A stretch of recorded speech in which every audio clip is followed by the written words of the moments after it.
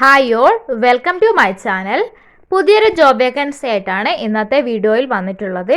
നമുക്ക് ഡീറ്റെയിൽ ആയി നോക്കാം. നീതി ആയോഗിൽ അപ്പർ ഡിവിഷൻ ക്ലർക്ക് അഥവാ UDC തസ്തികയിലേക്ക് റിക്രൂട്ട്മെന്റ് വിളിച്ചിരിക്കുന്നു. ഡൽഹിയിലെ ഡെവലപ്മെന്റ് മോണിറ്ററിംഗ് ആൻഡ് ഇവാലുവേഷൻ ഓഫീസിലേക്ക് ഡെപ്യൂട്ടേഷൻ അടിസ്ഥാനത്തിൽ 3 വർഷത്തേക്കാണ് നിയമനം നടത്തുക. ഓഗസ്റ്റ് 30-നാണ് നോട്ടിഫിക്കേഷൻ വന്നത്. നോട്ടിഫിക്കേഷൻ വന്നതിന് ശേഷം 60 ദിവസത്തിനുള്ളിൽ തന്നെ അപേക്ഷ സമർപ്പിക്കേണ്ടതാണ്. ആകെ 2 ഒഴിവുകളാണുള്ളത്. കേന്ദ്ര ഗവൺമെന്റ്, സംസ്ഥാന ഗവൺമെന്റ് അല്ലെങ്കിൽ യൂണിയൻ ടെറിട്ടറി അഡ്മിനിസ്ട്രേഷനുകളിൽ നിന്നുള്ള ഉദ്യോഗസ്ഥരായിരിക്കണം അപേക്ഷ സമർപ്പിക്കേണ്ടത്.